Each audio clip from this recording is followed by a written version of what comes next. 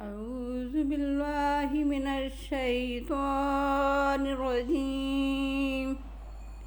بسم الله الرحمن الرحيم. إن الذين كذبوا بآياتنا واستكبروا عنها لا تفتح لهم أبواب السماء ولا يدخلون الجنة حتى يلج الجمل في سم الخياط وكذلك نجزي المجرمين. لهم من جهنم مهاد ومن فوقهم غواش وكذلك نجزي الظالمين. والذين آمنوا وعملوا الصالحات لا نكلف نفسا إلا وسعها أولئك أصحاب الجنة هم فيها خالدون.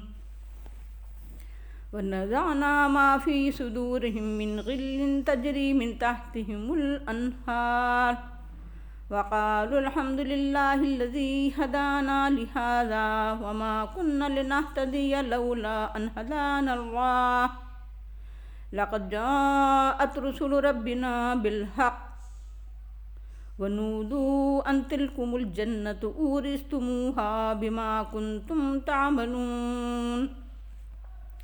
ونادى أصحاب الجنة أصحاب النار أن قد وجدنا ما وعدنا ربنا حقا فهل وجدتم ما وعد ربكم حقا قالوا نعم فأذن مؤذن بينهم أن لعنة الله على الظالمين. الذين يصدون عن سبيل الله ويبغونها عوجا وهم بالآخرة كافرون وبينهما حجاب. وعلى الأعراف رجال يعرفون كلا بسيماهم ونادوا أصحاب الجنة أن سلام عليكم لم يدخلوها وهم يطمعون.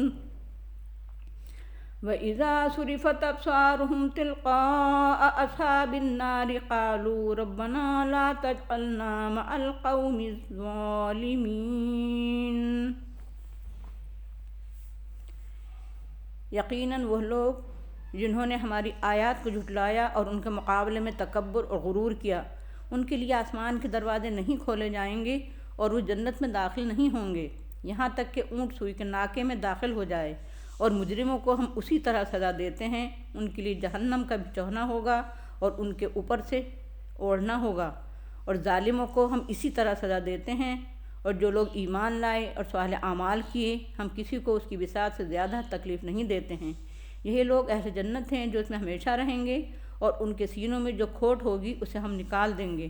اور ان کے نیچے سے نہریں بہتی ہوں گی اور وہ کہیں گے سارے شکریہ اور ساری حمد و ثنا اللہ کے لیے ہے جس نے ہم کو اس کی ہدایت دی اور ہم ہدایت نہیں پا سکتے تھے اگر ہم کو اللہ ہدایت نہ دیتا.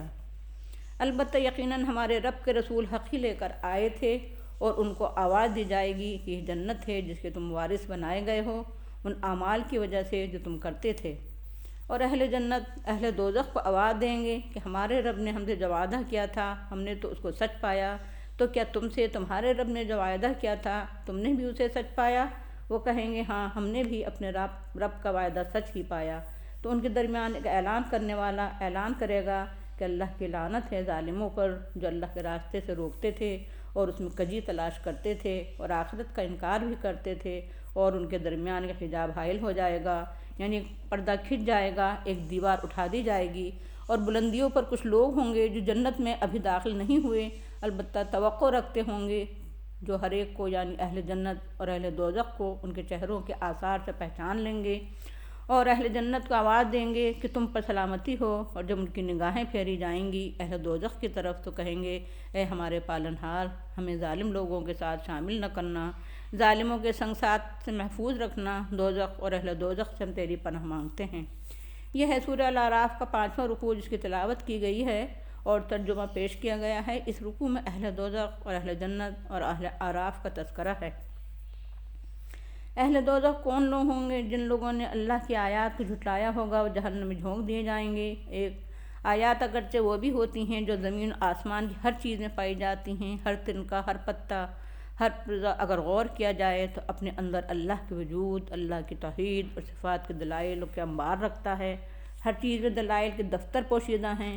آیات اگرچہ وہ بھی ہیں جو ہر انسان کے وجود، نفس اور جسم کے رگ و ریشے اور بدن کی فیکٹری کے مسامات اور روح میں موجود ہیں، اسی طرح آیات وہ بھی ہیں جو موضوع کی شکل میں انبیاء علیہ السلام کو دیے گئے، مگر یہاں خصوصیت سے قرآن کی آیات مراد ہیں۔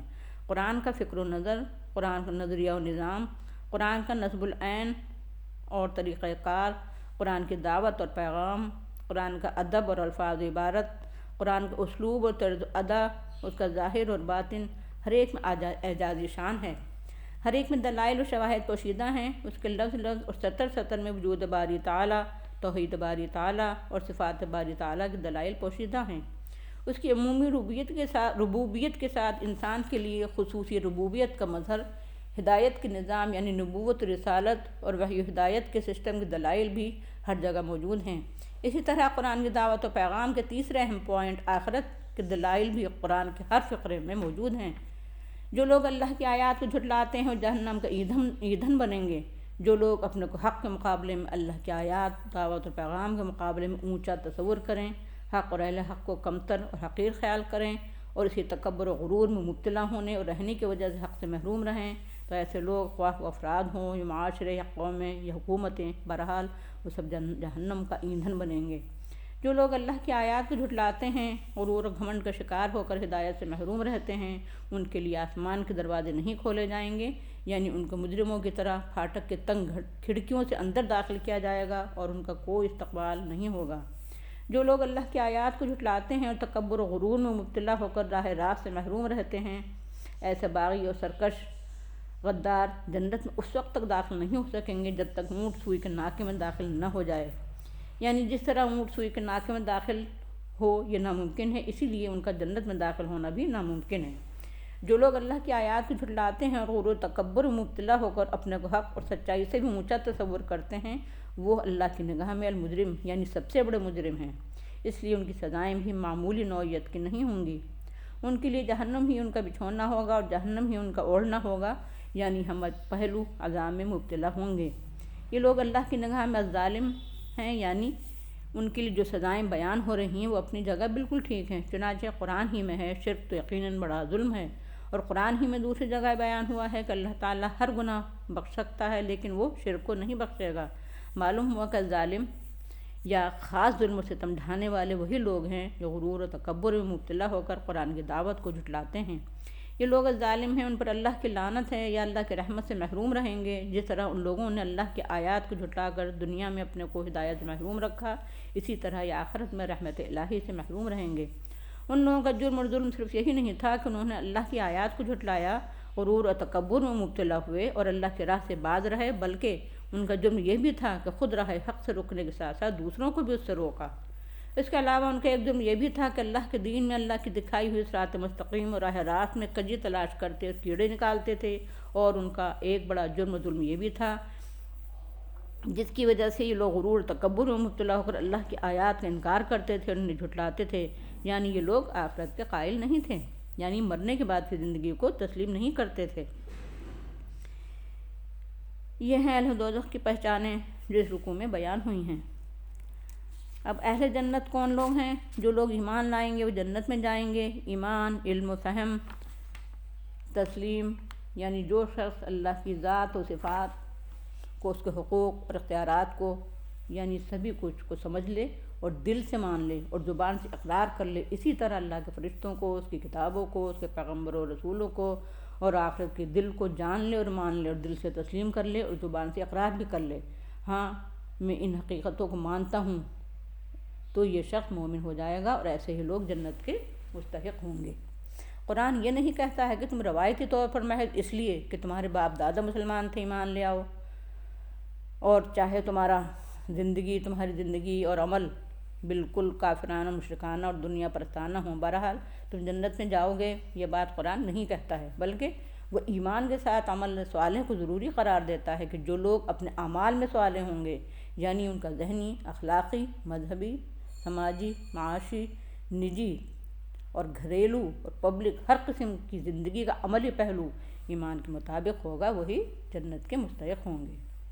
لیکن ایمان اور عمل دونوں میں اللہ تعالیٰ آدمی کو اس کی صلاحیت، استعداد، سکت اور بساط سے زیادہ کا ذمہ دار نہیں ٹھہراتا۔ ایک سادہ مزاج، سادہ طبیعت اور بے پڑھے لکھے آدمی کا ایمان بھی بالکل سادہ ہوگا، اس کے اعمال بھی سادگی کی شان لیے ہوئے ہوں گے اور اس کی سادہ زندگی اس کے ایمان کے مطابق ہوگی۔ لیکن جو لوگ علم میں جس قدر بلندی پر فائز ہوں گے، ان کا ایمان بھی اسی قدر وسعتوں اور بلندیوں کا حامل ہوگا، اور وہ اپنی زندگی میں ایمان کے مطابق عمل کرنے میں بھی اسی قدر وسعت اور بلندی کے ذمہ دار ہوں گے۔ جو لوگ اپنے ایمان کے مطابق زندگی میں رول ادا کرنے اور مومنانہ کردار اپنانے کی وجہ سے جنت کے مستحق ہوں گے، وہ پھر کبھی جنت سے محروم نہیں کیے جائیں گے۔ اہل جنت پر اللہ تعالیٰ کا ایک کرم یہ ہوگا کہ بشریت کے تقاضے سے اہل ایمان میں ایمان اور عمل صالح کے راہ پر گامزن ہوتے ہوئے آپس میں جو رنجش پیدا ہو گئی ہوگی، یعنی جو کھوٹ یا کینہ کپٹ یا حسد وغیرہ دلوں میں رہ گئی ہوگی، اللہ ان کو ان کے سینوں دلوں سے نکال کر ان کے ظاہر کی طرح ان کے باطن کو بھی پاک کر دے گا، اور ان کے دل ایک دوسرے کے لیے مثل آئینہ صاف و شفاف ہو جائیں گے۔ یہ بھی ان پر اللہ کا ایک خاص انعام ہوگا۔ اہل ایمان اور باعمل مسلمانوں کو جنت میں ایسی نعمتیں ملیں گی کہ ذہن ان کو سوچ بھی نہیں سکتا۔ جنتیوں کے قدموں تلے نہریں بہتی ہوں گی، پانی، شراب طہور، دودھ اور شہد کے نہروں کی کثرت ہوگی۔ یہ بھی ہو سکتا ہے کہ نہروں پر شیشہ ہو یا جال ہو اور پر جنت خرامہ خرامہ چلتے ہوں۔ بہرحال ایسی نعمتیں ہوں گی جو کسی آنکھ نے نہ دیکھی ہیں اور نہ کسی کان نے سنی ہوں۔ اہل ایمان نے ایمان کے تحت جو عملی زندگی گزاری تھی، اس کے ساتھ احسان فراموشی کا دور دور تک کہیں وجود نہیں تھا۔ وہ اپنے فکر و خیال، اپنے اخلاق و کردار، اپنے معاملات و تعلقات اور اپنی گھریلو نجی زندگی، اپنی سیاسی اجتماعی زندگی، ہر ایک سے ثبوت فراہم کرتے رہتے تھے کہ وہ اللہ کے بھی شکر گزار ہیں اور بندوں کے بھی احسان فراموش نہیں ہیں، بلکہ ان کے احسانات کا بھی شکریہ ادا کرتے رہے ہیں۔ جنت اور اس کی نعمتوں سے ہمکنار ہو کر فوراً ہی اللہ کی بے پایہ نعمتوں کا شکر ادا کریں گے کہ اللہ نے ہم کو اپنے رسولوں کے ذریعے جس ہدایت سے نوازا تھا، اس نے اس کی تکمیل اب یہاں جنت کی نعمتوں سے ہمیں ہمکنار کر کے ہمیں دے دی۔ اور حقیقت واقعہ یہی ہے کہ اگر اللہ تعالیٰ اپنا فضل و کرم نہ کرتا تو نہ ہم ایمان لا سکتے تھے، نہ عمل صالح کے روش اختیار کر سکتے تھے، اور نہ زندگی بھر ایمان عمل پر ثابت قدم رہ سکتے تھے، اور اس کی وجہ سے نہ ہی جنت اور اس کی نعمتوں سے ہم ہمکنار ہو سکتے تھے۔